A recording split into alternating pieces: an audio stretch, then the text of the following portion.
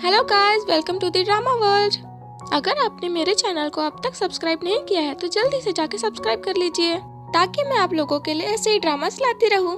मेरे चैनल को लाइक और सब्सक्राइब करके बेल आइकन को दबाना मत भूलिएगा ताकि मेरे वीडियोस की नोटिफिकेशन आपको मिलती रहे। और ज्यादा बड़बड़ ना करते हुए आइए बढ़ते हैं हमारे वीडियो की तरफ।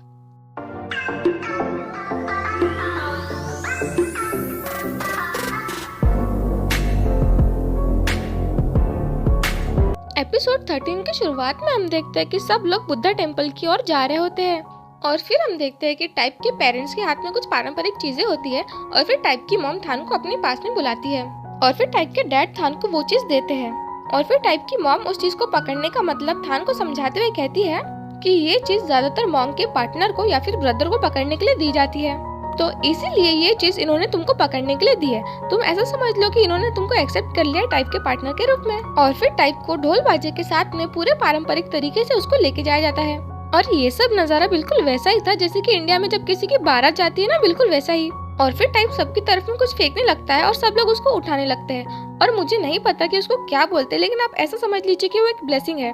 और फिर टाइप को कुछ इस तरीके से अंदर ले जाया जाता है और फिर वो पूरी तरीके से मॉन्क बन के बाहर आता है। और फिर हम टेक्नो और चाम को देखते हैं जिसमें टेक्नो कह रहा होता है कि आज टाइप कितना ज्यादा शांत लग रहा था, वरना नॉर्मली जब वो अपने को देखता है वो वैसे ही गुस्सा हो जाता है। और फिर चाम टेक्नो से कहता है कि टेक्नो थोड़ा इज्जत से बात करो, अब वो मॉन्क बन चुका है, हमें उसकी रिस्पेक्ट करनी चाहिए, तुमको नर्क में जाना है क्या? और फिर टेक्नो कहता है कि नहीं मैंने तो कुछ कहा ही नहीं, मैं तो टाइप जी की बहुत ज्यादा रिस्पेक्ट करता हूँ, मुझे नर्क में नहीं जाना है। और फिर तभी डॉग आता है और चाम उसे कहता है कि अभी बहुत ज्यादा धूप है ना, लो तुम चॉकलेट खाओ, वरना पता चला इतनी धूप के कारण तुम गिर गए। और कहता है कि तुम ज्यादातर हॉस्पिटल के अंदर काम करते हो ना, इसलिए तुमको ज्यादा धूप सहन नहीं होंगे, इसलिए तुम मेरी हैट पहन लो। और फिर टेक्नो कहता है कि मुझे तो लगता था कि चाम इस काम में बहुत ज्यादा बुद्धू है, लेकिन वो तो बहुत ज्यादा आगे निकला। और कहता है कि यहाँ पे तो एक टेम्पल भी है, अगर तुम टेम्पल के आगे एक दूसरे को प्रपोज करते हो ना तो तुम्हारा रिलेशनशिप कभी टूटेगा भी नहीं। लेकिन फिर चाम कहता है कि नहीं, हम लोग तो बस दोस्त है, तुम ऐसी कैसी बातें कर रहे हो? और फिर टेक्नो कहता है कि चाम ये कैसी बातें कर रहे हो तुमने तो मेरा पूरा दिल तोड़ दिया। और फिर टेक्नो डॉग से कहता है कि डॉग पता नहीं तुम इसको कैसे झेल पाओगे। और फिर डॉग कहता है कि इसमें क्या झेलने की बात है, वैसे भी हम दोस्त ही तो है। और फिर हम नेक्स्ट सीन में देखते हैं कि थानसा और वो से कह रहा होता है कि मैं फिर से टाइप से मिलने के लिए जा रहा हूँ, तो प्लीज मेरी गैर मौजूदगी में मेरे घर का ध्यान रखना। और फिर वो कहता है कि हाँ, ये भी कोई कहने की बात है। और फिर थान के जाने के बाद वो सौ से कहता है कि थान कितना अच्छा है ना, कितना ज्यादा प्यार करता है वो टाइप से। जब से टाइप मॉन्क बना है ना, तब से थान उससे हर हफ्ते मिलने जाता है। और फिर सौ कहता है कि हाँ सही बात है, अगर मैं थान की जगह होता ना तो मैं तुम्हारी बगैर तो एक दिन भी नहीं रह पाया होता। और ये बात सुन के फू शर्मा जाता है। और फिर हम नेक्स्ट सीन में देखते हैं कि टाइप के मॉम और डैड बैठ के कुछ बातें कर रहे होते हैं और तभी थान आता है। और फिर टाइप के डैड थान से कहते हैं कि तुम क्यों हर हफ्ते यहाँ पे आते जाते रहते हो यार, मुझे तुम्हारा आना बिल्कुल भी नहीं पसंद। और फिर टाइप की मॉम कहती है थान से कि तुम इनकी बातों पे ज्यादा ध्यान मत दो, ये तो कुछ भी बोलते रहते हैं, बल्कि ये तो तुम्हारा वेट कर रहे थे कि कब थान आएगा और फिर हम दोनों जाएंगे। और फिर वो दोनों कुछ सामान लेकर टाइप के पास में जाते हैं और फिर टाइप के डैड थान को समझाते हैं कि भंते जी को प्रणाम कैसे किया जाता है और उसको ये भी चिल्लाते हैं कि तुम इतनी बार मेरे साथ में आए हो लेकिन तुमको अब तक ये पता नहीं चला कि कैसे प्रणाम किया जाता है। और फिर भंते जी उनको ब्लेसिंग्स देते हैं और फिर टाइप के पापा वहाँ से चले जाते हैं। और फिर टाइप थान से कहता है कि तुम इतना ट्रैवल करके क्यों आते हो मुझसे बार बार मिलने के लिए, तुमको प्रॉब्लम नहीं होती क्या? लेकिन थान कहता है कि मुझे अच्छा लगता है तुमसे मिलने के लिए बार बार आना, प्लीज मुझे मना मत करो। और फिर हम नेक्स्ट सीन में चाम और डॉग को देखते हैं जो थान और टाइप के बारे में बातें कर रहे होते हैं। और चाम थान के बारे में कहता है कि थान तो टाइप के बगैर एक दिन भी नहीं रह पा रहा है, थान तो टाइप से मिलने के लिए बार बार चला जाता है, मुझे तो ऐसा लगता है कि सिंगल लाइफ ही बेस्ट है, ये प्यार व्यार का चक्कर एकदम बेकार है। और ये बात सुन के डॉग को बहुत ज्यादा बुरा लगता है और वो चाम से कहता है कि मुझे ना कभी कभी तुम्हारी बहुत ज्यादा गुस्सा आती है, और ये कह के वो वहाँ से चला जाता है। और फिर चाम डॉग के पीछे पीछे आता है और वो डॉग से पूछता है कि तुमने ऐसा क्यों कहा, मुझे बताओ। पर डॉग उसे कहता है कि अब तो टाइप यहाँ पे काम भी नहीं करता, तो तुम यहाँ पे बार बार मत आया करो। पर चाम डॉग से कहता है कि क्यों तुम ऐसा क्यों बोल रहे हो, मैंने कुछ गलत कहा क्या? और फिर डॉग उसको हिम्मत करके कह देता है कि मैं तुमको बहुत ज्यादा पसंद करता हूँ, बल्कि अभी से नहीं, मैं तुमको कॉलेज के दिनों से पसंद करता हूँ। और कहता है कि मुझे ये लग रहा था कि तुम मेरी बात को समझ जाओगे, लेकिन तुमको कुछ समझता ही नहीं है, और मुझे पता है कि तुम्हारा जवाब क्या होगा, इसलिए तुम कुछ मत कहो, और मैं चाहता हूँ कि अब तुम मुझसे कभी ना मिलो। और फिर डॉग वहाँ से जाने लगता है, लेकिन चाम उसे रोक लेता है और उसको हक कर लेता है। और फिर चाम डॉग से कहते हैं कि मुझे नहीं पता कि प्यार किसे कहते हैं, मैं तुमको पसंद करता भी हूँ कि नहीं करता हूँ, लेकिन इतना जरूर पता है कि जब तुमने मुझसे दूर जाने की बात कही तो मुझे बहुत ज्यादा बुरा लगा। और कहता है कि प्लीज मुझको थोड़ा सा टाइम दो ताकि मैं अपनी फीलिंग्स के बारे में पता कर सकूं, और प्लीज मुझको छोड़कर मत जाओ। और फिर डॉग भी चाम की बात को मान जाता है। और फिर हम नेक्स्ट सीन में थान को देखते हैं जो अपने घर की सफाई एकदम मजे के साथ में कर रहा होता है। और फिर डायरेक्ट नेक्स्ट सीन में थान जॉब से वापस आता है और टाइप की फोटो देखकर उसको याद करने लगता है। और इसी तरीके से थान के कुछ दिन निकल जाते हैं। और फिर नेक्स्ट सीन में हम थान को देखते हैं जो टाइप से मिलने की तैयारी में होता है। फिर थॉन आता है और थान से पूछता है कि तुम कहाँ जा रहे हो। फिर थान उससे कहता है कि ऑफ कोर्स मैं कहाँ जाऊंगा, मैं टाइप से ही मिलने जा रहा हूँ ना, और कहाँ। फिर थॉन उससे कहता है कि बस एक हफ्ते की तो बात है, तुम रुक नहीं सकते हो क्या, क्यों जा रहे हो उससे मिलने के लिए। और वो उससे कहता है कि तुम अभी घर चले जाओ, वैसे भी टाइप तो नेक्स्ट वीक तुम्हारे साथ में ही होगा ना। फिर थान भी थॉन की बात मान जाता है और कहता है कि चलो ठीक है।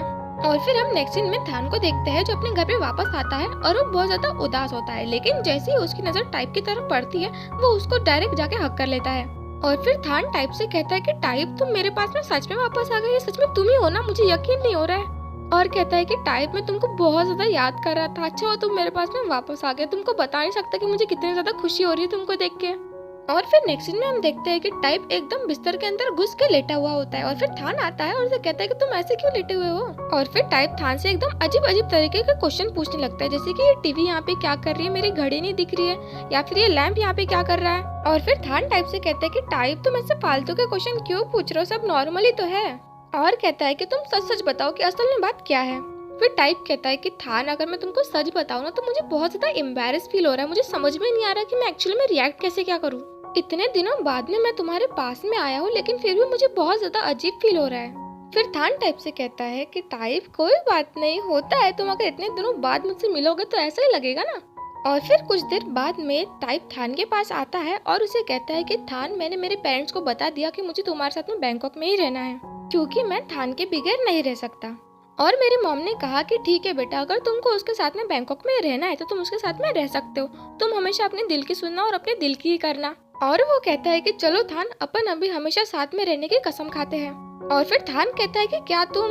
और फिर टाइप थान की बात को आधे में ही काटते हुए कहता है कि हाँ थान, मैं तुमसे शादी करने की ही बात कर रहा हूँ। और फिर टाइप कहता है कि मैं थान की हमेशा अमीरी में, गरीबी में, अच्छाई में, बुराई में, सुख दुख में हमेशा थान का साथ दूंगा और उसका साथ कभी नहीं छोड़ूंगा। और फिर थान टाइप की ये बात सुन के एकदम बच्चों की तरह रोने लग जाता है।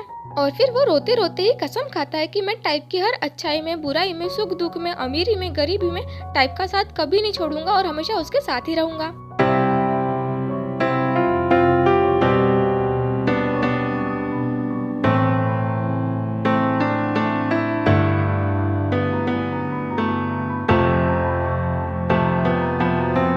और फिर हम डायरेक्ट एक साल बाद का सीन देखते हैं जिस दिन थॉन की शादी होती है।